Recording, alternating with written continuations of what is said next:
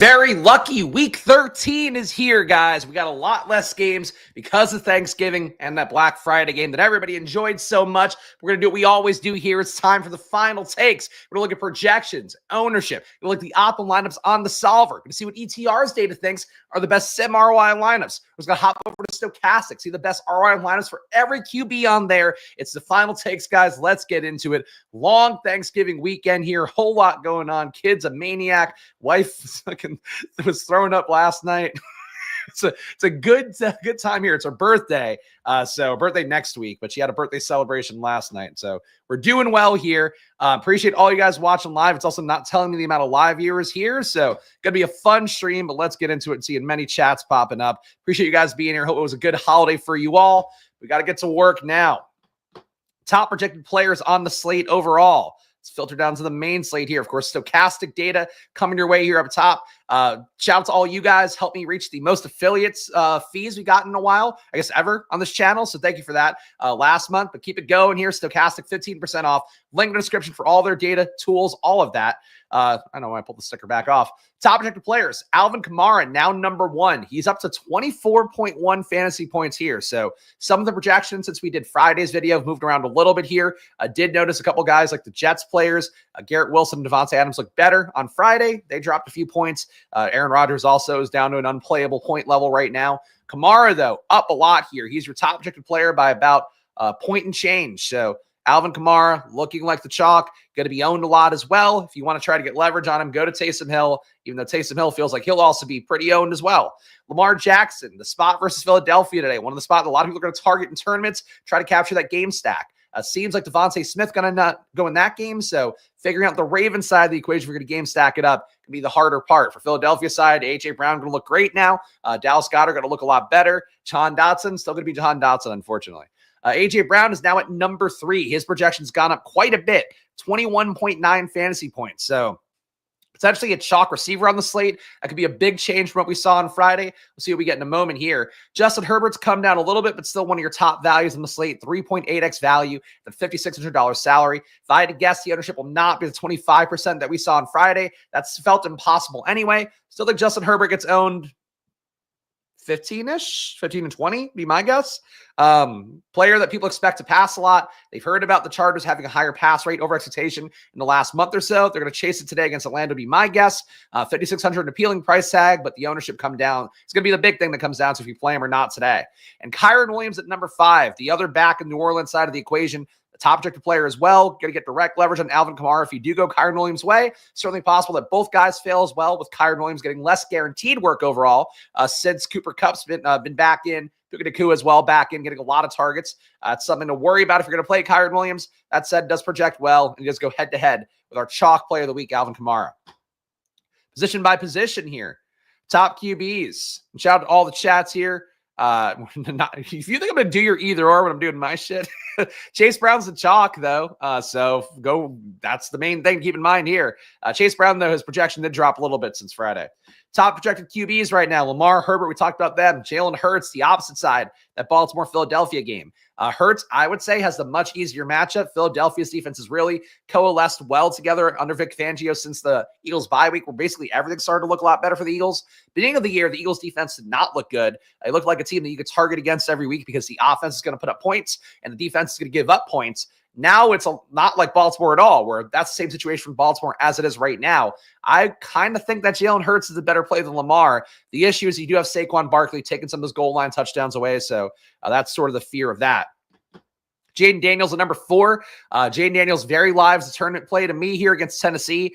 Think that game on paper feels like one that plays a little bit uglier, a little bit less appealing overall. That said, certainly for Jaden Daniels, a player that I take a shot on every week because I want him to have that game-breaking ceiling. He did have it last time out, won the Millie Maker the last time he played. Tennessee, though, a little bit less of a clean matchup. Joe Burrow, 20.3 fantasy points. The match against Pittsburgh has been deducted seemingly accordingly after it looked like Cincinnati chalk was going to be everything on Friday.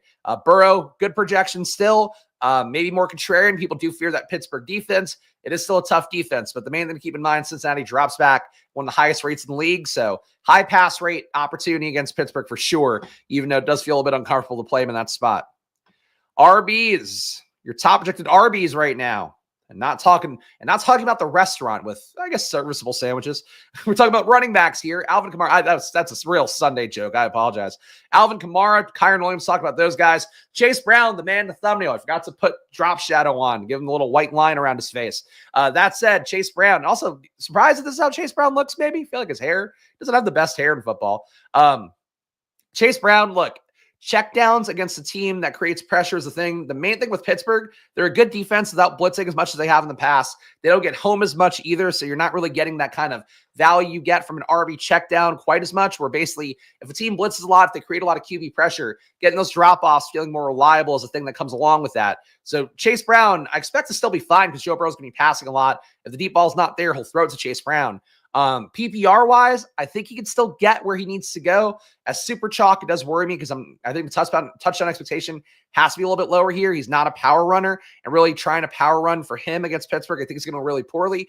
The PPR should be there from enough. So I'm not opposed to playing Chase Brown. Chase Brown at like 33% ownership definitely gives me some pause, even though the price tag is 6,200. It's pretty good for a back who's got one of the best workloads in football right now. Bijan Robinson, number 4, 20.2 fantasy points for him. Facing the Chargers. Chargers a tough defense. I'm not really trying to target it at 7,300, but if I got some Bijan exposure, I'm not going to be mad at it today. Certainly an interesting tournament play. And Saquon Barkley, same thing as it's been for weeks, months. I don't even know. Projection doesn't look that good. 19.2 fantasy points. He continues to beat his expected fantasy points every single week by wide margins. I would tend to think normally for most players who I'm not fading, at least half the field on, normally those guys would regress at some point. Normally those guys would find their floor a little bit more. Saquon doesn't seem to ever find his floor. So you can do whatever you want with him here. Projection-wise, he does not look like a good play. Same thing for Joe Mixon as well, 8,000. But look, I could talk myself into playing Mixon. I could talk myself into playing Saquon as well. If you like Saquon more than I do, it's probably easier for you to make that conversation happen. So he's playable, but tough price tag, and honestly, tough projection at that price tag. I mean, look, we'll see what happens in the playoffs. Nothing is inevitable. We've been here so many times and so many years in best ball, and people don't seem to ever grasp the same way that route goes. But we'll see. He can certainly do well this week. If I were to make my guess, I would think this should be on paper a Saquon low week. But, what are you going to do? He's had a lot of hospitable matchups, and week 17 against Dallas should be still as creamy. That's not a thing people say. As beautiful as ever of a match for Saquon, as creamy of a match as possible. A.J. Brown, talked about him a little bit. The only guy projected in the top 5 overall amongst these wide receivers. And frankly, the first wide receiver we've seen projected over 20 in weeks. So shout out A.J. Brown for breaking through that glass ceiling that wide receivers are being oppressed by. It's like the old Triple H days in WWE back when he was still wrestling and oppressing everybody as a wrestling talent. A.J. Brown, finally, all these receivers, they can't get 20 fantasy points, and A.J. Brown's done it. So kudos to A.J. Brown. Justin Jefferson at number 2. Feels like at some point he has to have a Justin Jefferson game. As I mentioned enough times, though, and I think people kind of miss this point, and maybe I didn't explain it well enough on Friday. Jefferson to me is just like a hard click because he's not getting the opportunity he's got in the past. Sam Darnold is not going to feed him like a sycophant like Kirk Cousins did in previous years, where you just feed Jefferson as answer number 1 on the test. Sam Darnold will pass other guys. Sam Darnold will run it. Sam Darnold will not make a good throw sometimes too. It's the other part of it. Arizona's still a soft defense on paper. Arizona giving up positive EPAs and per drop back, positive EPA per pass. Let me quote the exact numbers here because I hate saying just nothing specific on that. 0.05 EPA per drop back, 0.06 EPA per pass. In the red zone, they do clamp down a little bit more with a negative 0.36 EPA per red zone pass. Point being, though, for Jefferson, at a certain point, you expect to see a Jefferson game. It could be today. I just don't know that he has a Jefferson game in him with the routes being what they are, with Darnold being what he is. So, like Jefferson conceptually, but we'll see how much I actually play of him. I'm not sure it's going to be a ton. Jamar Chase has come down a little bit here. Still probably popular in the Sims. He and T. Higgins were coming up a lot on Friday. Have to imagine they come up a little bit less now. This projection boost to A.J. Brown. And one thing to keep in mind, too, A.J. Brown being projected for about 3 more fantasy points at $300 less. It's going to make Jamar Chase a lot less owned than he would be otherwise. Jamar Chase will always have his fans on slates. People know that he can put up those 40 fantasy point days out of nowhere. Against Pittsburgh, hard to expect it. So maybe that keeps the ownership in check a little, but important to keep in mind here. A.J. Brown is straight up better projection, lower salary, so he will kind of mute Jamar Chase, and to a lesser extent, will also mute Justin Jefferson. Puka Nacua looks good to me at 18.3 fantasy points, $7,600 salary. Nico Collins, guy I've talked about a lot here. Match against Jacksonville should be one of the ones where hit that ceiling. Prop markets for Nico are pretty high. He was at I think 80 and change. I think that might have moved up a little bit over the last day or so. But Nico Collins, another guy that I liked a lot this week. Hard to sort of advocate for him over A.J. Brown, given the situation and facing Baltimore in a game with a very high total. But taking your shots on guys that aren't A.J. Brown or taking these guys with A.J. Brown, worth a shot. Paying down at RB this week, very viable. So getting a couple of guys in the wide receiver 7,500 to 8,500 range, 8,600 up to Jamar Chase. It could be a way to get interesting this week, but we'll see. Wide receiver, though, I have to say, definitely better projected than it's been the last few weeks. He's top 5, and even Cooper Kupp and even Ladd McConkey is a value. These guys all look better than receiver has, I think, in a month on a main slate. So wide receiver, playing more receivers, I think viable this week in a way it has not been in a while, or it hasn't felt like it's been this entire year, really. Tight ends, look at them next. Don't mind Higgins as a pivot to Chase, but I can't imagine he'll be low owned. He was coming up a lot in the Sims on the other day. We'll see. Price tag's lower, and his workload's been basically the same as Jamar Chase. Arguably better, given the increase in red zone work, increase in targets per game. That obviously doesn't have an explosive upside that Chase has per play. But yeah, I don't think Higgins is necessarily sneaking up on anybody, but we'll see. Honestly, I don't really have a read for how much casuals are going to play or not play that Cincinnati-Pittsburgh game. With the data guys, I'm confident they're going to get a good amount from Stochastic, from ETR. For people out there that are just looking at DraftKings and seeing that, oh no, red DVP for Pittsburgh, I don't know if they go Joe Burrow's way as much, so we'll see. Trey McBride, your number one tight end projection, 15.6. Obviously been playing well despite not scoring a touchdown on the year. Looks like a strong play. It's a lofty projection for Dallas Goedert. He doesn't always benefit as much as it seems like when Devontae Smith is out. That said, the target expectation should go up. Touchdown expectation should go up a little bit, even though I don't know that materially changes things that much. Still going to be mostly touchdown dominant situation for Jalen Hurts, for Saquon, for A.J. Brown to a lesser extent. But Dallas Goedert, 4,300. People will play him a lot today with that value metric and a 14.1 projection. Evan Ingram, a 13.6 projection for him. He looks pretty good. Getting Trevor Lawrence in, certainly going to help him out. Still think Brian Thomas with Trevor Lawrence maybe does impact things for Evan Ingram a little bit. Thomas's usage goes up more, you would think. Ingram's still going to be viable, but not as viable as he was with Mac Jones, where he was the only target Mac Jones could actually get the ball to. So Evan Ingram looking good, but did lose a little bit in projection. He was over 15 on Friday, now down to 13.6. K. Dotton, 12.9. I think I would prefer Mike Evans, but Mike Evans can open things up for K. Dotton in this spot. Good tight end matchup against Carolina as well, so K. Dotton I don't mind as a tournament play. And Hawkinson, feel like at 4,400, he's a guy to me that quietly getting targeted as much as Justin Jefferson per route. Been good since coming back in. I think getting some exposure to him feels reasonable this week. But honestly, there's a lot of reasonable tight ends. Like Disley, I don't mind. Hunter Henry, not so much. Zach Ertz, Jaden Doubles, I think would be look the most appealing there where you fade the run game with no Austin Eckler. But you get Brian Robinson for Washington. A lot of valid tight end plays this week too. Frankly, a lot more valid plays at tight end and receiver that I feel like we've had in general, and especially for a short slate. It feels like there's a lot, a relative price and projection. And real fast, the top defenses, which we don't really care that much about here. Colts D, top projected overall versus Drake May. High value metric as well. They're going to come up in a lot of lineups at 2,800. We got Commanders, 8.3 is the projection for them. Probably don't want to play them as much. I just don't think the Commanders get a ton of takeaways. That said, they're facing Will Levis, so it can happen. He's honestly anybody. You and I, if we're on a football team with a bunch of guys in the chat, we could probably do well enough to get a takeaway from Will Levis. So Commanders D, I get the logic here. Not like 3,400 steep for a defense, not actually good. And also doesn't get Lattimore again this week. Not that that matters that much, but it would help. Still the same defense. Jets D at 2,500. You can make the play here. It's a pick 'em spot versus Seattle this week. Low implied totals as well for Jets Seattle. 20.5 implied points for each side. So going to Jets D here seems reasonable. Best value metric for any team on the slate. Seahawks looking okay as well in the same game. Pick 'em game as well on their side, obviously. And Buccaneers D, 7.5 fantasy points. That looks pretty good as well. Fading the opportunity against Bryce Young, taking the defense against them after he just acquitted himself well versus the Chiefs, I think is not a crazy thing to do.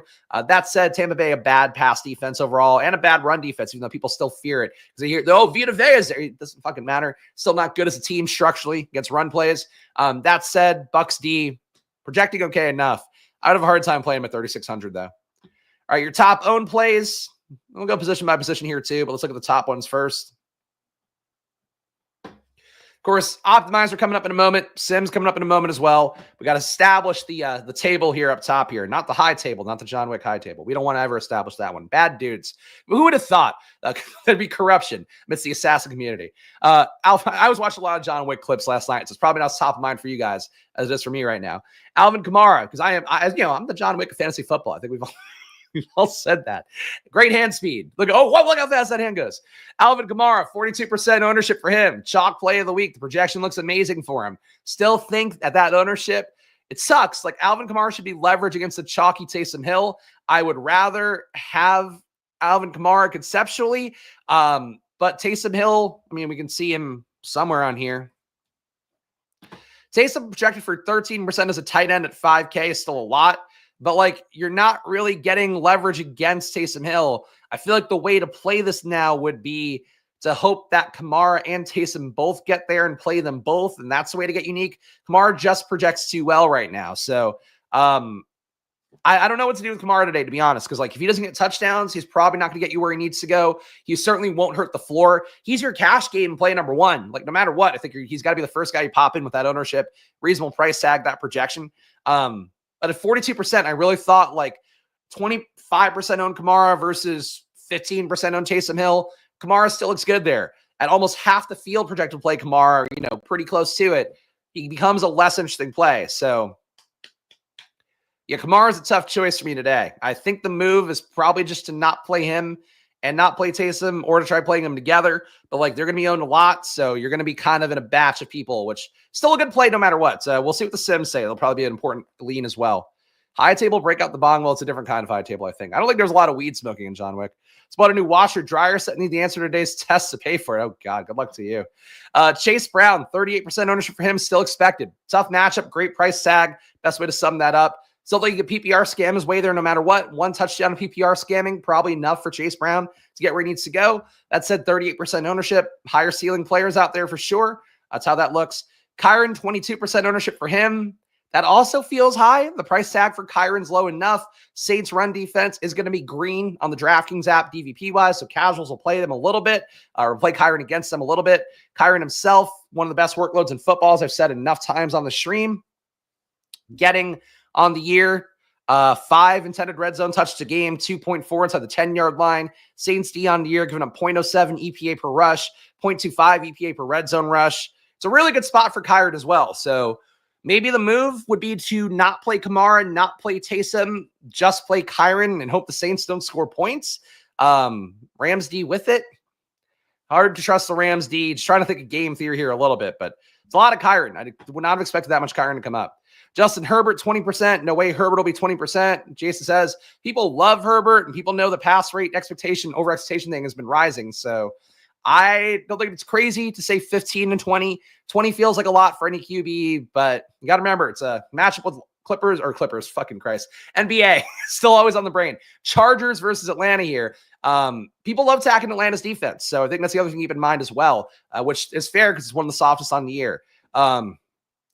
I'm not crazy about Herbert in general, not crazy about him at this price point, but also no Dobbins. Like, that could necessitate more passing, even if it's just Kamani Vidal catching a few more, Gus catching a few, doing something with it. But really expecting more Lad. I think a bounce back game for Quentin Johnson makes sense. You're going to play Herbert, try to get a little bit lower owned. But any QB at 20% ownership and a reasonable price tag, kind of tough to play.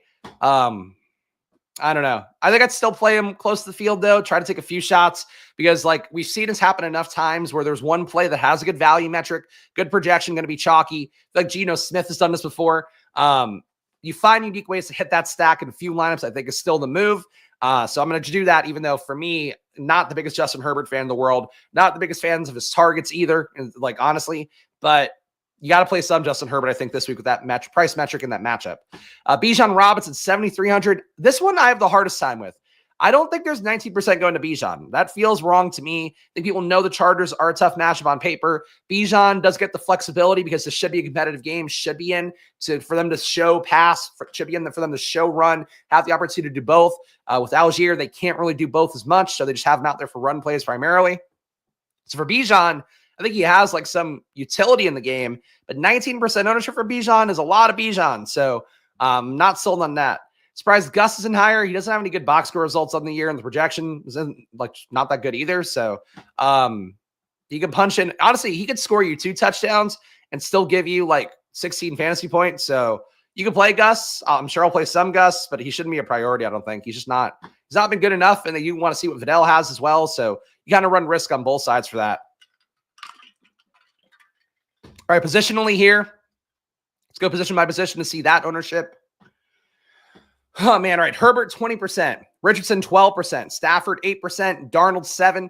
Jane Daniels, 6%. So these are your chalk plays of the week. Lot congregated on Herbert, on Anthony Richardson as well.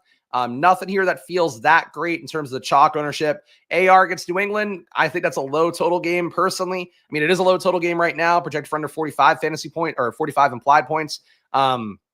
For me, I think that one does play down, though, rather than being some shootout where the total is just kind of a halfway point. So I would go not to AR here either. But again, I think when you have chalky Bs like this, where you could see a pathway for him, trying to match the field seems like a reasonable stand. If you want to just be a tournament bro, I would say fade Herbert and AR right away. Saw Haskins blow up week. I don't think he's even capable of it, but Vidal really coming in just kind of upsets the entire thing. Like Vidal, they could use like Dobbins. It wouldn't be crazy. I think most likely is they take some of the pass game routes for RBs there and just give him a Vidal right away, which hurts Gus Edwards' upside. He does get targeted in the pass game a little bit, even though he's not a good pass game RB. Frankly, he's made some good catches, but not like good plays in the pass game for the Chargers this year. He's had like some one-handed catches, but they were just like awful throws. I don't know. For Vidal, I think he upsets everything. I probably would be more inclined to not play a Chargers back than to play one, but you guys could follow your own hearts. Anyway, yeah, let's just go to RBs here. Try to make up some time. Top owned RBs, Kamara, Chase Brown, Kyron, talked about all of them, Bijan as well. Chuba being this high kind of surprises me, but I think people will realize that Jonathan Brooks is not really in the mix as much as they thought he would be. A match with Tampa Bay, as I mentioned, not that bad of a run defense, even though people do fear it still because they know some of the names on it. Tampa Bay's not going to do anything this year defending, so that's really the main thing to keep in mind. Chuba's workload's been good. Gave away 5 snaps to Brooks last week. Maybe gives away 10 snaps this week. Probably doesn't matter that much with the red zone work he gets if Bryce Young can get into spots to score. So Chuba Hubbard, I don't mind him here. And Bucky Irving, I think still a good play at 5,800. People want to advocate for Rashad White. I think the video that Pete did, our pal Pete Overzet, did with JM to win over the weekend or on Friday, was basically saying like play Bucky Irving and Rashad White and just get 30 fantasy points. Not sure that's how that works. Personally, I felt like that was one of his weirder takes. But I do think Bucky having a shot at 15, a likelihood of hitting 15, decent shot of hitting 20 to 25 here, still in play for him. He's looked the best he's looked in recent weeks, like breaking big plays. He's figured out everything he needs to figure out to be a good back. The issue is just the workload overall. I do think we see less Sean Tucker in that game after he fumbled at the goal line last time out. We'll see, though. Sometimes coaches keep the guy in just to show, like, hey, I still believe in you. I'm not going to punish you for it. But if that's the case and Tucker does get punched a little bit, Bucky at 10%, feels a little bit under-owned. Wide receivers. We got Ladd McConkey as your chalk receiver. Ladd McConkey, look, he's a player, PPR player. I certainly get that. Do I like Pollard? No, I don't like Pollard over anything. You got Tyjae Spears back in. You don't play Pollard no. Not for me, at least. Ladd McConkey, though, also probably not for me, to be honest. That said, match against Atlanta. I get the logic here. I still think the move, you see a chalk Ladd McConkey, is to take a shot at Quentin Johnston. Johnson dropped every pass last week. I think that with how Harbaugh works and with just how football works and DFS works in general, people won't play Quentin Johnston. They saw him be bad on national TV. He comes back in here, catches 1 touchdown. That's one way that Ladd McConkey fails. So the DFS theory is to play Quentin Johnston. How people avoid things would be to play Quentin Johnston. When you see chalk Ladd McConkey, the move is to play Quentin Johnston or to play Will Dissly. Josh Palmer feels like a thin play at this point. I just like Ladd. To me, is too much ownership for Ladd. Decent price tag for him, so I get it. Puka Nacua, 17% ownership. Not sure I buy that being chalk. T. Higgins, 17% ownership. Not sure I buy that being chalk. I feel like this is one of those weeks, and this happens a lot. And it's no disrespect to anybody's projections of ownership out there. We'll see what ETR has at the moment as well. There's some weeks where the projections just miss, like who the actual chalk player is, who the field wants to get to a lot. And I'm struggling with who that would be here too. I think A.J. Brown ends up a little bit higher owned if Devontae Smith is officially ruled out. That is still going to hang in the air for a little bit more. Ridley, I think, could be higher owned because people want to attack Washington. Ridley's had some okay days, but I feel like there's one play here that's not fully accounted for. It's going to be like 20 to 25% owned. And I don't know what it would be. Like A.D. Mitchell, maybe, because people always are dying to play him. They know Josh Downs is out, and they also know that Doolin's out, maybe. So they might go to him more. Yeah, I don't know. There's something here, though, at wide receiver that I think the ownership projections are missing. I don't think it's this flat, basically. Like nobody above 20% just feels wrong. But Ridley's your number 5 owned guy at 14%. Pittman rounded up 14. That's receiver for you. Tight end.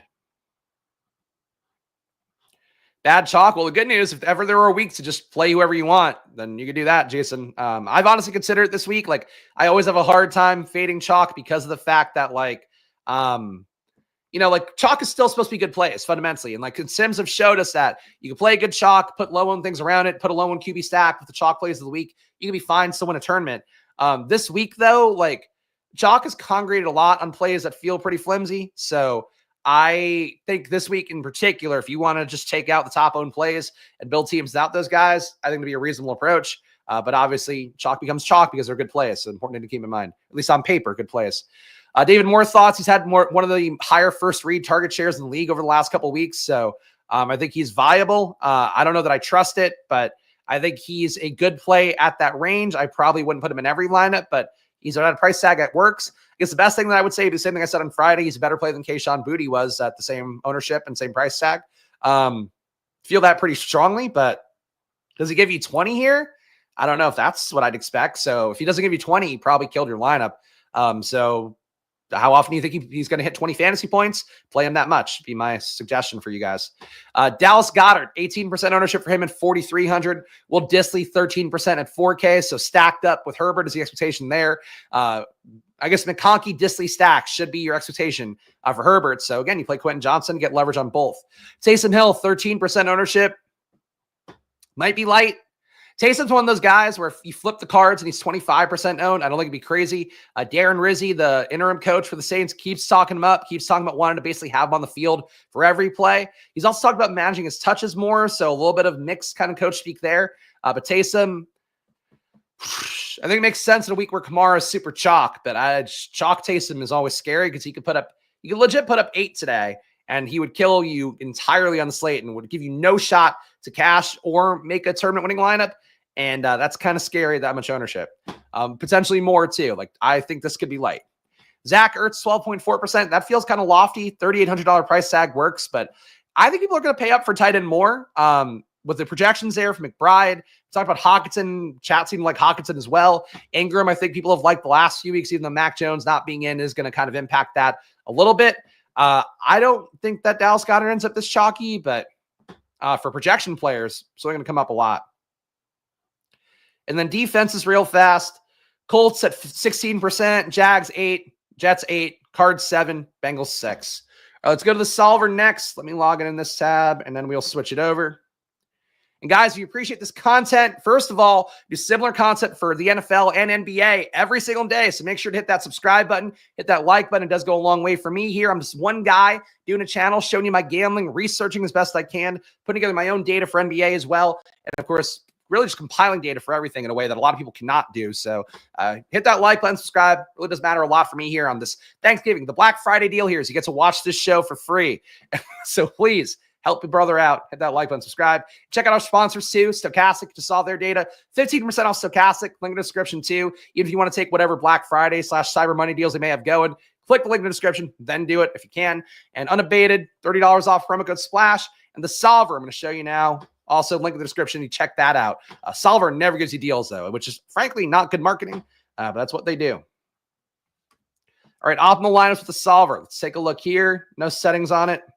The goal here is just to see what the projections are going to drive people to on this slate using the solver's data, ETR's data in particular. And with ETR's data, you get 100% Alvin Kamara, 100% Chase Brown in your top 25 lineups. Your cash game lineup as of right now, 9:26 a.m. on the East Coast, this would probably be it.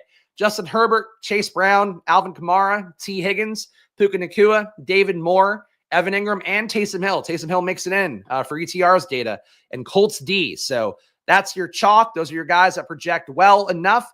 And you're not naturally stacking up Herbert, but I'm sure it's not that far off. It does seem like ETR going to give you less Ladd McConkey, though, naturally. What's their Ladd McConkey projection? They've got Ladd at 14.36, and Stochastic has them at... Stochastic has them at 16.39. That's a 2. That doesn't sound like a lot maybe for you guys out there if you're not like as obsessed with numbers. That's a pretty big gap. So ETR players should get Ladd less today. Stochastic players should get Ladd more, which I don't know. Honestly, functionally, I don't really know what that means for a large-scale tournament, other than if you see Ladd in an ETR lineup, it should be a little bit more appealing. If you see Ladd in a Stochastic sim lineup, less appealing. Is sort of the way I'd feel about that just on its face. I don't know what I'd do without Spags. Thank you, Trader Joe. I appreciate that. I strongly feel that Taysom's ownership is going to come in higher and Kamara lower when we flip the cards. I feel similarly to you. I agree with that.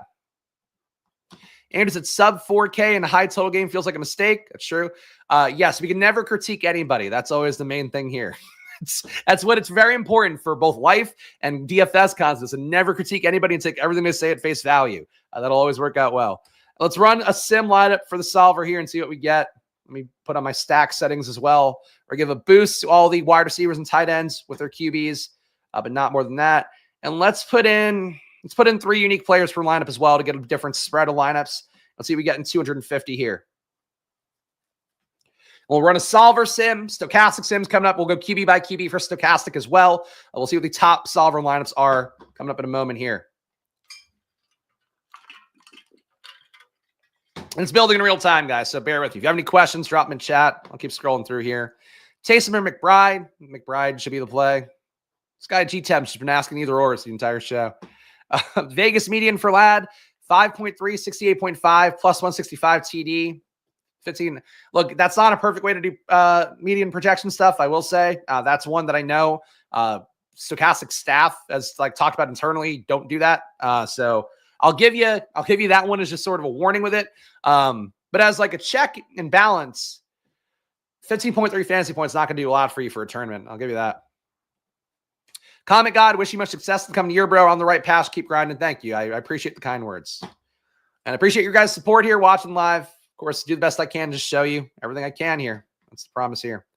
I talked about him already. Good play. Justin doesn't want you just want me to talk about things when you want me to talk about him. I talked about A.J. Brown for like a minute, 2 minutes up top. But he's a good play. Baltimore's defense, not good. Philly's defense actually is good. So I prefer the Philadelphia plays in that game if you're going to take them. We're still building lineups here. Rams and Saints game stack. I don't think you're sneaking up on anybody with that one, but it's not a bad play on paper. I think playing that game low scoring is going to be the really unique play on the slate. You know, one thing that I'll just say out loud that occurred to me with the Thanksgiving slate in particular, really important to think about like just how the meta of how people are going to play things works out, where like one thing that I would have never thought of, and I realized I was playing so much David Montgomery. I think Montgomery is still in the winning lineup, so it's not a perfect analogy. Every lineup in that tournament had Montgomery or Jahmyr Gibbs. Your best way to play that slate was probably just to not play the Detroit run game, instead to play Detroit pass game that might have got you on more Sam Laporta or something like that. The bad side would have gotten you perhaps on more JMO, more Amon-Ra St. Brown. I think that's one thing that people miss sometimes is like, I don't think, game stacking Rams Saints is okay, but you're going to have a chalky Puka Nacua, going to have a chalky Alvin Kamara, going to have a chalky Kyren Williams. Like there's already going to be game stacks of Rams Saints. So you're trying to do a thing that everybody else is already doing. But you're hoping to thread the needle of finding the guys that produce, when more likely than not, it's guys getting 20 touches a game and the guys who are like the alpha receiver. So like I would just say don't play Rams Saints if you want to get unique. Game stacking Rams Saints is probably not going to be the thing that gets you unique, really. All right, your top sim lineups here. This is fucking insane. ETR has Aaron Rodgers, your top sim ROI here. Aaron Rodgers, Chase Brown, Alvin Kamara, Devontae Adams, Puka Nacua, David Moore, Hunter Henry, Zay Flowers, Jags D. So an Aaron Rodgers single here. No bring back on it. That is a shocking top ROI lineup to see. David Montgomery, or not David Montgomery, he's still top of mind. Baker Mayfield, Chase Brown, David Montgomery, always on my mind and in my heart. Kyren Williams, Brian Thomas Jr., Noah Brown, Mike Evans, Zach Ertz, Chuba Hubbard, Ravens D. Number 3. And honestly, if I were to play a defense in that game, I'd play Eagles D. Honestly, like 9 times out of 10. Eagles D legit can create pressure. Lamar takes sacks. Lamar hasn't turned the ball over a lot, but like sack fumble could be in play. Him throwing a pick against a defense that deflects passes pretty well could be in play. Really would have a hard time playing either defense, but if I'm going to play one, I think the Eagles defense actually has a shot against a QB that's like, Lamar's playing a little too loose this year. It's getting you good fantasy results, so people don't care. But like he's playing a little bit too loose this year, and he can fuck up, I think, in a way that leads to a pick 6 or something here in the spot against a good defense. Anyway, a Stroud lineup here, your number 3 ROI from Solver Data. You got Kyron with Chase Brown in it, Stroud as the QB, Darnell Mooney, Tank Dell, Puka Nacua, Dalton Schultz. So a double stack without Nico Collins. I don't love that. Taysom Hill, Colts D. I just don't think that Stroud could hit a ceiling to win you a tournament without Nico Collins. But look, ETR's data, great. People behind it, great. Solver tool, great. So follow the tool. I just give you my thoughts alongside of it. Number 4 ROI lineup is Matthew Stafford, Bijan Robinson, Alvin Kamara, T. Higgins, Puka Nacua, Zay Flowers, Dalton Schultz. Dalton Schultz coming up way too much too. Dalton Schultz, as somebody that believes a lot in Dalton Schultz coming into this year, he's doing fucking nothing, man. Since getting Nico in, it doesn't help Schultz that much either. So maybe he could do the thing that I thought he'd be able to do and like score 2 touchdowns here when all the coverage shifts towards the other guys. But like if he doesn't do that, he's just useless. So Dalton Schultz, not my preferred play, but is coming up a lot here for ETR. Juwan Johnson in this lineup as well. Titans D in this lineup. I would not play Titans D against the Commanders personally.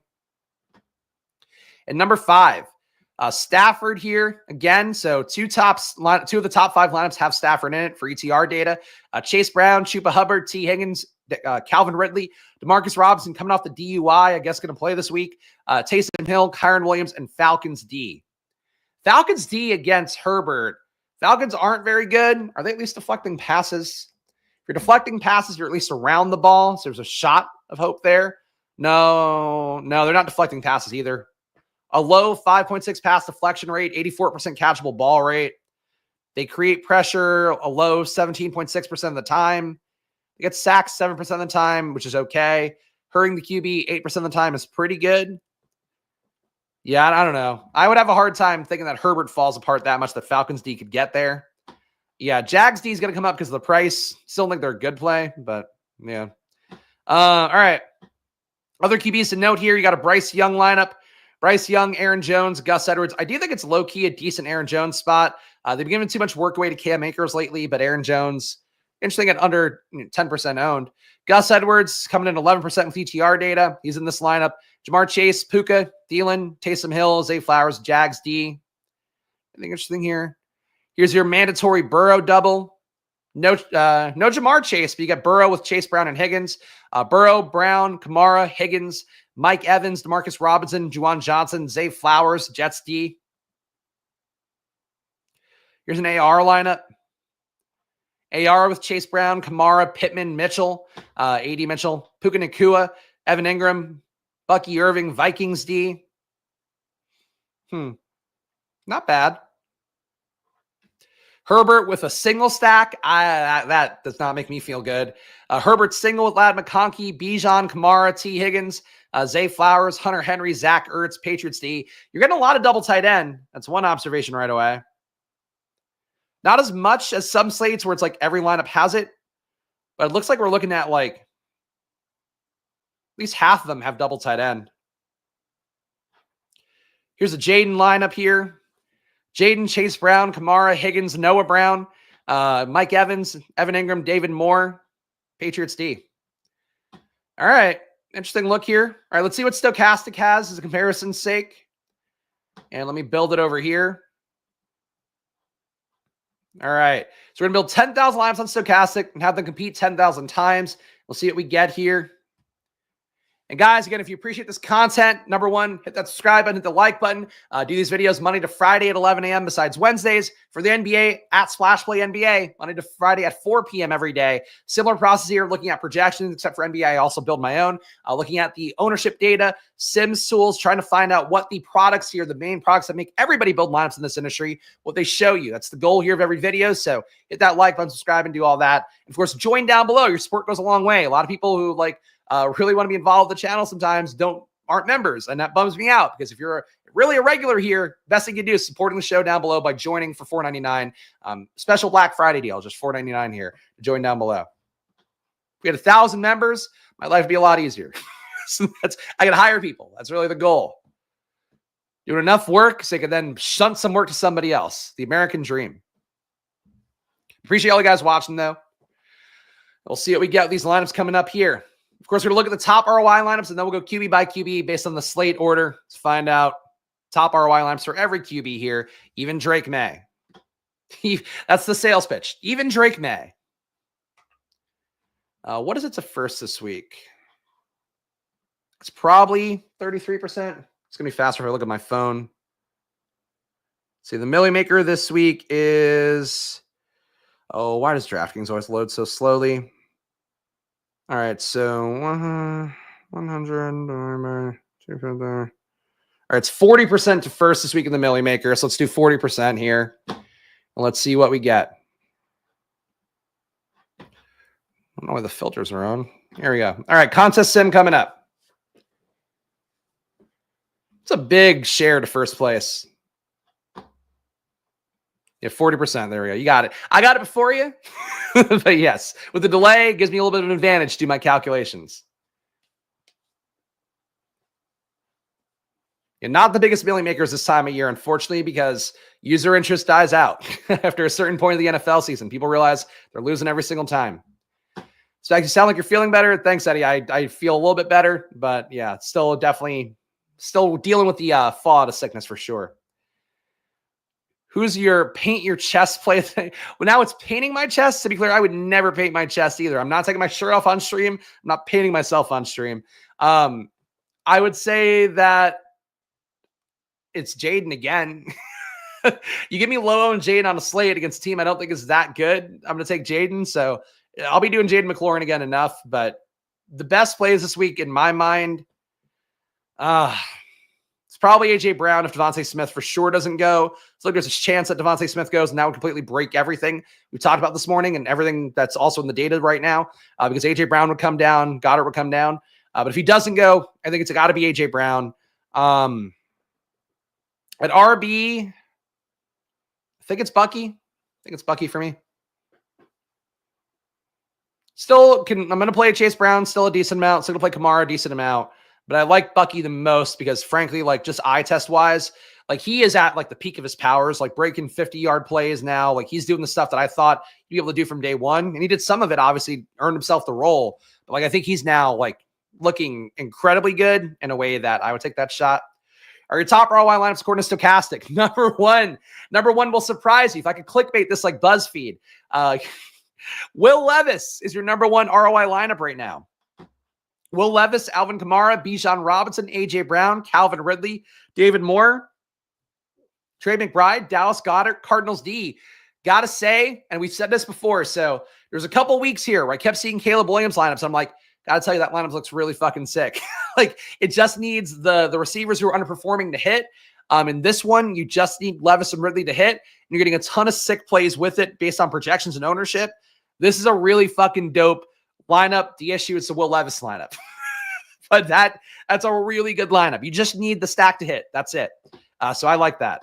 Darnold, Chase Brown, your number 2 ROI lineup. Darnold, Chase Brown, Kyron Williams, Justin Jefferson, Jordan Addison, Devin Duvernay. No, thank you. Dallas Goedert, Alvin Kamara, Jaguars. Duvernay, I presume, getting leverage against a chalkier David Moore here. I don't think you need that. Darnold again, though, at number 3. Darnold, Kyron, Chase Brown, Jefferson, Ridley, Addison. So the double stack with that. Evan Ingram, Dallas Goedert, Jaguars D. Yeah, Jags D. CJ Stroud's been not good, but Jags D, the worst in football, really, especially in the pass game. I like the Darnold Jefferson part for sure. The rest of it, I mean, I like the Addison part too. I'm not crazy about the Jags being your way you pay for this stuff. Like, I'd honestly rather take the shot at Will Levis, I think, based on these lineups so far. Number 4 is Jalen Hurts, Alvin Kamara, Chase Brown, A.J. Brown, Brian Thomas Jr., Devin Duvernay again, Taysom Hill, Dallas Goedert, Jags D. And number 5 is Baker Mayfield, Kyron Williams, Chase Brown, Mike Evans, Drake London, Michael Pittman, Cade Otton, Dallas Goedert, and Colts D. So 1 QB plus 1 up top because playing Levis will be low owned enough that you can just single stack them. Again, I think that's a really clean lineup. QB plus 2s here, doing okay. I like Evans this week. I do like Otton conceptually. If you're not going to play the Tampa Bay run game, playing the pass game seems fine to me. Kind of feel like you need to bring back from Carolina if you're going to do that. But I do like Mike Evans. I think Mike Evans scores you an anytime touchdown this week, if nothing else. Player ROIs right now. We got 18% ROI for Dallas Goedert. So they love Dallas Goedert in the Sims this week. Think he should be the play of the week based on their ownership and their everything Stochastic is giving you is pushing towards Dallas Goedert. So whatever you want to do with that, keep it in mind. Jaguars D 12% ROI. Colts D 9% ROI. AJ Brown an 8% ROI. Again, think he's a really strong play if Devontae Smith is out. Would really prefer him to Dallas Goedert as well. Chase Brown a 7% ROI. K. Dotton a 7% ROI. Devin Duvernay 5. So he is your Stochastic guy who makes it in, and I don't really want him play of the week. Duvernay, what has he even played lately? Last time Duvernay played, he had 14 snaps, but Gabe Davis got hurt in that game, right? Gabe Davis played 26 in that game, so your hope is that Duvernay gets 40 snaps then, I guess. I get it. He just doesn't, he might not do anything for those snaps, but 3K Devin Duvernay is your sim play of the week that is coming out of nowhere for me, and Stochastic's giving you him a lot, so keep that in mind. Ladd McConkey, positive ROI despite being chalk, so Stochastic loves McConkey, ETR does not. AD Mitchell, 2% ROI, Herbert 1.5, David Moore 1.4, and Kyron 0.8% ROI for him. In terms of the stack ROIs, yes, Stochastic do better as Osmo wins the Millia. He did win the Millia last week, though he's not, I don't think he's involved day-to-day in Stochastic anymore for what it's worth, but does still use their data and tools, I presume. So it might be, I don't know if that's inside gossip. I don't think it is at this point, but it was surprising for me to learn over the last couple months. Justin Herbert, 1.7%, QB +1. So don't blame him, really. If you don't like stuff, be the main thing. AR, 1.1% ROI and a QB +1. Everything else, negative ROIs. QB +2. Sam Darnold, 13.6. Herbert, 10.1. Hurts, a rounded up 10% ROI and a QB +2 stack. And AR, 4% ROI and a QB +2. QB +3, you're getting Bryce Young. Wow. Your highest ROI is Bryce Young and a QB +3? That sounds awful. What, Bryce Young with David Moore and Chuba, I guess? Plus what? Thielen? Or Leggett? Ugh. Hey, look, Tampa Bay's defense sucks. I don't know if they suck that much. Darnold, a 5% ROI for him. That's that. And a QB +3 stack. Your top pool-owned players, you're getting Chase Brown 77% of the time. So they want you to get double the field on Chase Brown. Stochastic loves Chase Brown. Price point's great. Could hit the floor, though. Dallas Goedert, 56% exposure compared to 17%. So a lot of Dallas Goedert there. Alvin Kamara, 55% exposure compared to 42%. Getting good leverage on him as well. AJ Brown, 45 compared to 13. That's 4x the field. It's a lot of AJ Brown. Kyron Williams, 37 compared to 20. So getting theoretical leverage on Kamara in that same game. Good projection with Kyron as well on his own. Colts D, getting 2x the field on Colts D. And Justin Herbert getting 10% more than the field on him. So they went from thinking Herbert was not a good exposure play on Friday to now really thinking that Herbert should be jammed in. So that is a big change from what we saw on the Friday video. Something to keep in mind. Your top leverage plays are guys we saw plus Calvin Ridley. So that's where that is. Your negative leverage plays, guys who want to get less of. They want you to get like no Joe Mixon, no Darnell Mooney, 5% Mike Evans compared to the field's 12. 9% Puka. So the Sims do not think Puka's a good play. You're getting less than, well, about half the field to him, more than half the field, I suppose. Cooper Kupp, you're getting less than half of that. Devontae Adams, you're getting 1% of him. And Aaron Jones, you're getting 1% of him. So some decent fades there by Stochastic. And now's the part that I hate the most. We have to read out every QB's name in their top lineups here. So we'll do it, but it does get a little tedious. So bear with me here. But we're going to go game by game. Starting with Seattle, 20.5 implied points. And I will give my take about it as we go. It just gets tired to read all the lineups. That's how that looks. We got Geno. So only one Geno lineup in the top 150 ROIs. Again, low total for this game with the Jets. Pick'em game with both teams implied for 20.5 implied points. But we got Geno, Kyron, Chase Brown, Nico Collins, DK Metcalf, Calvin Ridley, Hunter Henry, Dallas Goedert, Patriots. Pats D against AR I could live with. Number 2 ROI lineup is Geno, and this one's not in the top 150. Geno, Kamara, Kyron Williams, DK Metcalf, Brian Thomas Jr., Noah Brown, Dallas Goedert, Chuba Hubbard, and Jags D. And number 3 is Geno, Kyron Williams, Chuba Hubbard, Justin Jefferson, Ladd McConkey, Brian Thomas Jr., Hunter Henry, Dallas Goedert, Panthers. I'm shocked there's no JSN here. I think if you're playing Seattle at this point, JSN's got to be one of the plays. He's been the best receiver here. He's, to me, looking visually better than AJ Brown, the DK Metcalf is in a lot of these games lately, because the way the route tree is expanded, he's running so many breaking routes, so many in routes. Like, his usage has changed completely since that second game that DK Metcalf was out with injury. He's a different guy. He should be your Seattle guy if you're going to go to Geno Smith. Aaron Rodgers lineups, we saw that ETR liked him a little bit more. Stochastic has no Aaron Rodgers lineups in the top 150, but your number one for him at 47% ROI be Aaron Rodgers, Jonathan Taylor, Chase Brown, AJ Brown, Garrett Wilson, Michael Pittman Jr., Hockenson, Dallas Goedert, Jets D. Number 2, Aaron Rodgers, Kyron, Chase Brown, Devontae Adams, Garrett Wilson, Noah Brown, Hunter Henry, Zay Flowers, Pats D. And number 3, Aaron Rodgers, Kamara, Chase Brown, AJ Brown, Garrett Wilson, Devin Duvernay, Evan Ingram, Taysom Hill, and Saints D. So the Rodgers side looks less appealing to me. ETR liked a little bit more, though, so if you want to take your shot, you certainly can. Kind of surprising to see that ETR had Aaron Rodgers as the top ROI lineup for me. Stochastic's top 150 set giving you a lot more Will Levis than I would have thought, but we talked about the one little Levis lineup, which is your highest ROI lineup overall. Levis, Kamara, Bijan, AJ Brown, Calvin Ridley, David Moore, Trey McBride, Dallas Goedert, Cardinals. So you're getting a lot of great plays in that lineup is the main thing to say.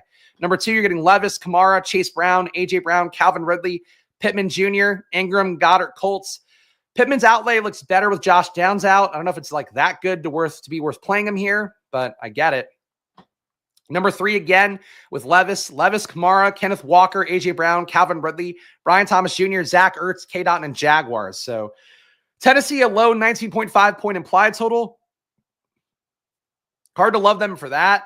But Ridley being the scorer here against the Commanders, he gets a lot of deep shots. Commanders D is still not good. I can live with it. Your Jaden Daniels lineup. So no Jaden in the top 150. So that means he will not be owned a lot by stochastic people today, unless they go out of the way to get him, which I'm sure some will. Not a lot will, though. Not as many as you would think. We got Jaden, Kamara, Kyron, Terry McLaurin, Pittman, Noah Brown, Zach Ertz, Goddard, Colts. Pittman's getting a lot of lineups here. We thought we'd get AD Mitchell more, but we're getting a lot of Pittman. We got Jaden Daniels, Chase Brown, Jonathan Taylor, Terry McLaurin, Noah Brown, AD Mitchell, Zach Ertz, Kamara, and Colts D. And number 3, Jaden, Kamara, Chase Brown, Nico, Calvin Ridley, Noah Brown, Zach Ertz, Dallas Goedert, Bengals D. So I'll be playing Jaden. I think Jaden's a really interesting tournament play. I'm also very biased towards Jaden, but we saw the ceiling finally last week. I think the Commanders still losing that game. Something's got to give here. I think they pass more would be my hope. Having no Eckler out there, I think that has to increase that likelihood a little bit more, especially given the fact Titans' run D is pretty good. And frankly, Brian Robinson's still probably banged up. So I like Jaden Sachs this week. I'll say it out loud one more time, even though it's like the boy who cried wolf at this point. Even though he won a Millie Maker last time out, I feel like I'm the Jaden Daniels boy who cried wolf. Your Stroud lineups, only 2 in the top 150 ROI lineups overall. You got Stroud, Chuba Hubbard, Gus Edwards, Nico Collins, T. Higgins, Brian Thomas Jr., Trey McBride, Dallas Goedert, Cardinals D.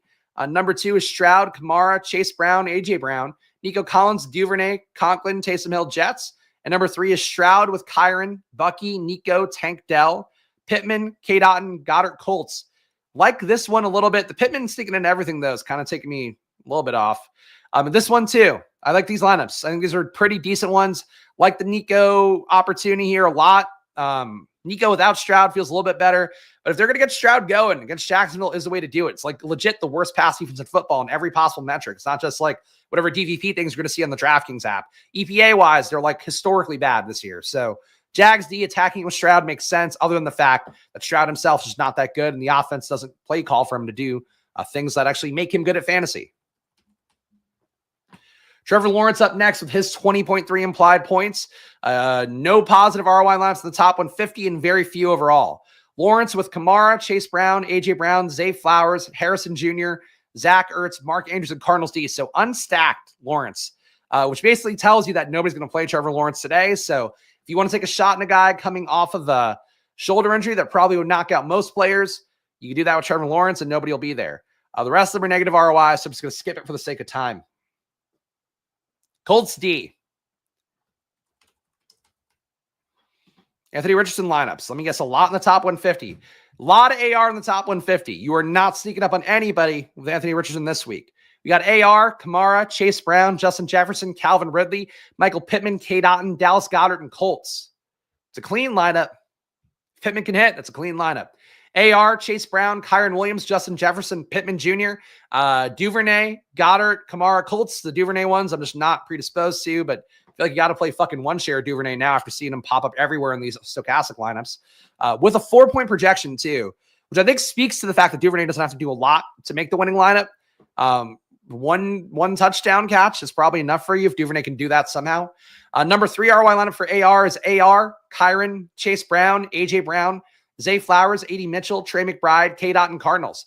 These AR lineups are clean. The issues are going to be played a lot. So follow your heart with that. Other side of the game with Drake May, 19.8 implied points for him. 4 lineups in the top 150. So not a ton either. If you wanted to play Drake May, he honestly might be a sneaky play this week because he doesn't look that bad sim-wise, and he's not coming up a ton.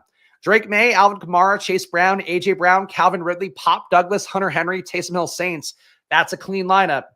Saints D, don't love that. But besides that, you just need a Drake May double to hit. Everything else is chalk, good players around it. So these are, again, I said it with Caleb Williams, and then he played really well, and it worked. So I want to say this again out loud. Like, when all it takes is like just the good players of the week, and all you need is like a low-owned stack to hit, those are usually QBs worth getting some exposure to. So Drake May, Will Levis fit that criteria this week. Drake May again, Alvin Kamara, Chuba Hubbard, A.J. Brown, Brian Thomas Jr., Pop Douglas again, Hunter Henry, Taysom Hill, and Jaguars.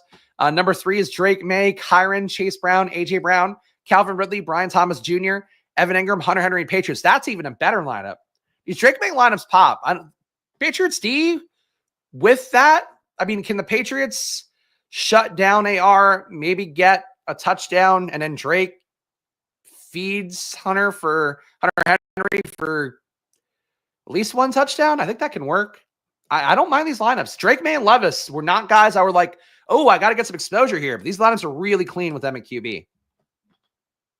Justin Herbert, we know there's a lot in the top 150 here. We got Herbert, Jonathan Taylor, Chase Brown, A.J. Brown, Ladd McConkey, Calvin Ridley, Disley, Goddard, and Colts. So chalky Herbert plus Disley plus McConkey stack here, getting more unique by playing Jonathan Taylor. But that's really it. Number 2 is Herbert, Kamara, Chase Brown, Puka Nacua, Ladd McConkey. We got Josh Palmer, Trey McBride, Dallas Goedert, Cardinals D. So a chalky Herbert stack, except you're swapping Disley for Josh Palmer to get lower owned. I don't think you're sneaking up at anybody with that one. Herbert with Kamara, Kyron Williams, A.J. Brown, Ladd McConkey, Devin Duvernay, Disley, Taysom Hill, and Chargers. So your way of getting low owned here is playing both RBs from the New Orleans and Rams game.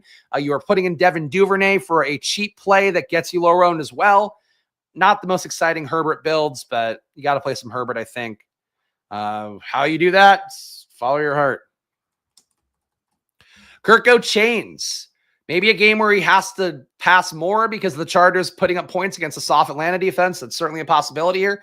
You got Kirk, nothing in the top 150 either. So Kirk will sneak up on people, which for the record, that's what I mean when I say you're not sneaking up on anybody. If you're getting a lot of positive ROI lineups for a QB stack, that guy's going to be in a lot of lineups. Guy like Kirk Cousins, nobody's going to play this week. He's projected for 2.3% ownership. No other lineups in the top 150, but he still has positive ROI. So these are kind of the tournament plays you can get to that the field just won't be on.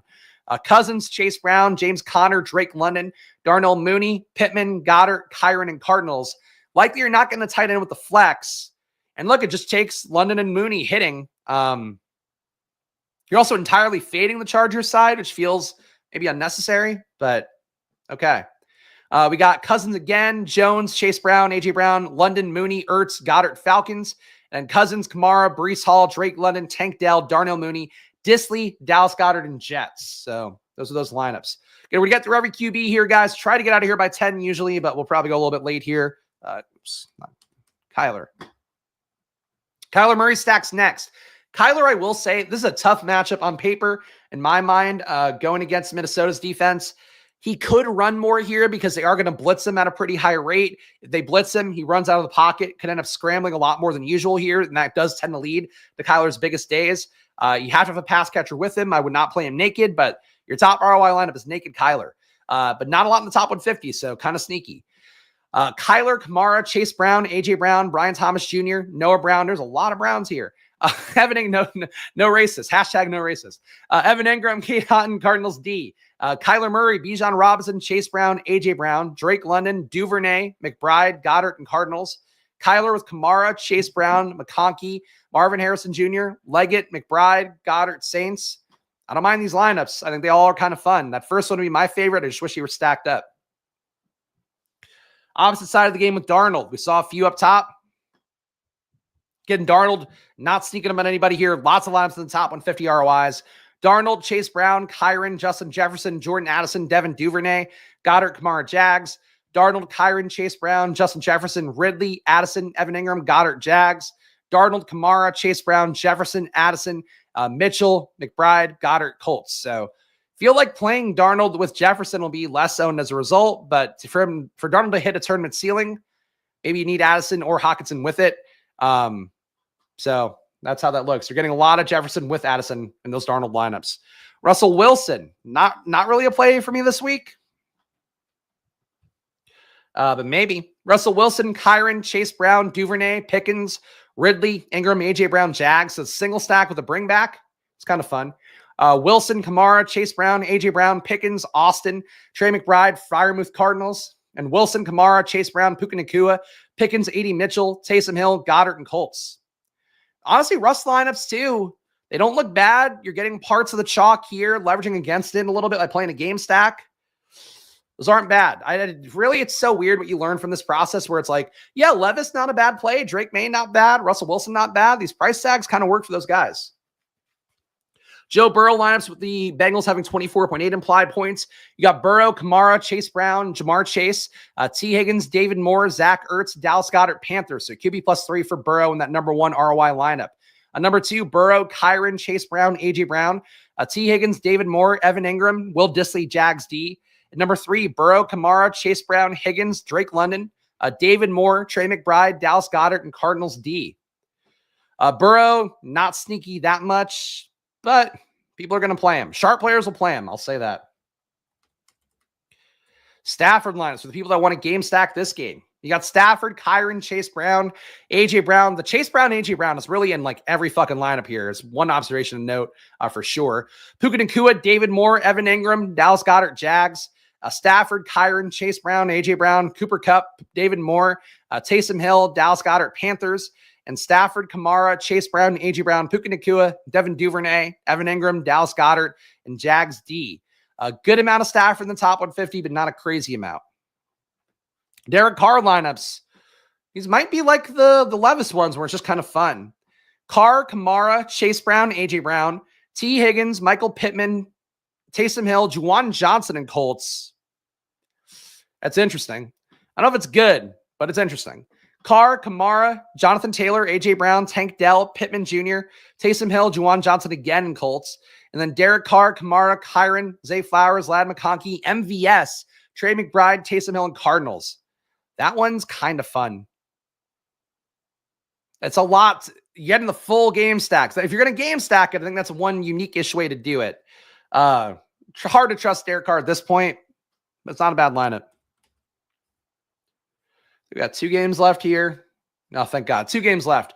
Baker Mayfield up next. It could be fun. It could also leave you with like fucking 10 points combined. But yes, it could be fun. Baker, Kyron, Baker Mayfield lineups up next. Again, Bucks have a pretty decent implied total as well with 26.3 implied points. One of the highest of the week. Baker Mayfield, Kyron Williams, Chase Brown, Mike Evans, Drake London, Michael Pittman Jr., Cade Otton, Dallas Goedert, Colts.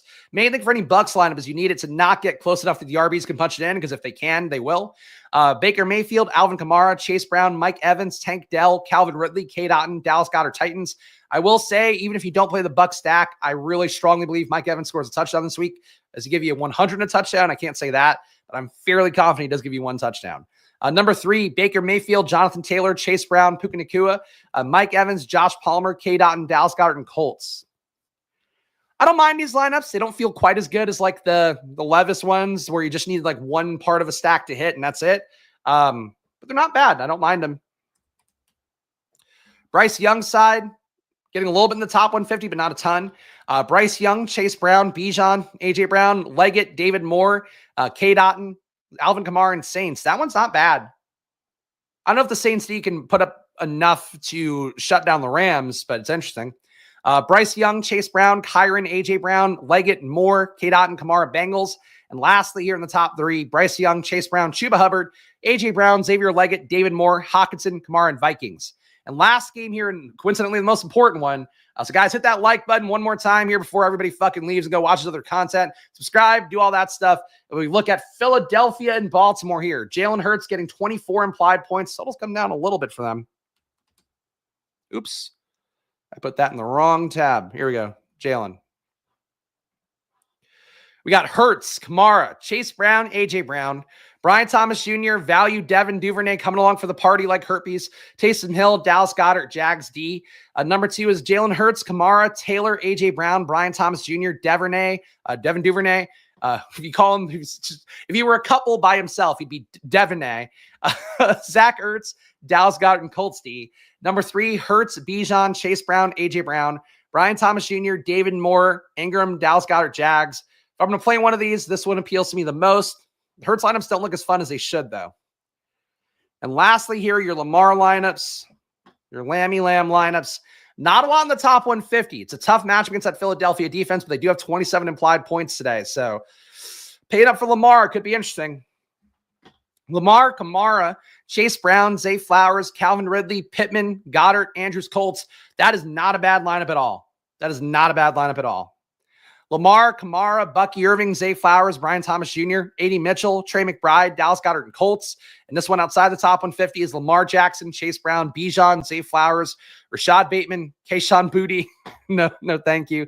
At least nobody's going to be playing this week, so that's a positive. Dallas Goedert, Kamara, and Patriots. So that's every QB, guys, here. Sunday Night Football, I don't give a shit about right now. So, guys, before you go, please hit that like button, subscribe. My takeaways here, going to be a lot of Lad chalk. I think Lad's going to be an easy stack partner. Still got to play some of them, though. Very obvious, very congregated chalk this week. If you want to get off the beaten path, don't play Chase Brown. Don't play Kamara. Don't play A.J. Brown. That's really it, I think. And if you're using stochastic, don't play Herbert McConkey stacks. But this is a choose your own adventure week, guys. I got to tell you, I know I'll play some Jaden. I know I'll play some Philadelphia, Baltimore, and try to find unique ways to do that. I know I'll play a little bit of Herbert and try to do that. This is really, I think, a week where play whatever you want, follow your heart, try to make sure it's still projectable enough. But legit, those Will Levis lineups were some of my favorite ones we saw. The Drake May one, same thing. The Russell Wilson one, same thing. So there's some weird stuff you can play this week to get off the beaten path. And if it somehow hits, that's your money. So stochastic, 15% off. Link in the description. Go check it out. Even if you go use whatever Black Friday deals they have, you can still use the link in the description and it supports the show. So please do that. Underdog, $1,000 of bonus cash. Check them out. The solver you saw earlier in the video, no discount on that, but still a great product to build optimizer plus sim together. So if you want to just lock a couple players and build lineups off of that, you can do it only with the solver too. It's really a great tool to do that with. So the solver, check it out. Link in the description as well. Thank you to all the paying members here. $4.99 down below. Supports the show a lot more than you might know. So please make sure to do that, especially if you're paying for other Discords. Support this show. It does go a long way here. And you get a VIP Discord. Get my data sheet every week. Premium video every Friday. That is the promise here. Follow me at Chris Spags. Follow the show at SplashPlayPod and gamble responsibly, even though it's always money time. And no matter what bullshit you're playing this week, on a week with a lot of bullshit, I wish you guys good luck. So I'll see you guys again soon. Enjoy your days, and I guess good luck again. All right. Happy Thanksgiving weekend, too. Bye-bye.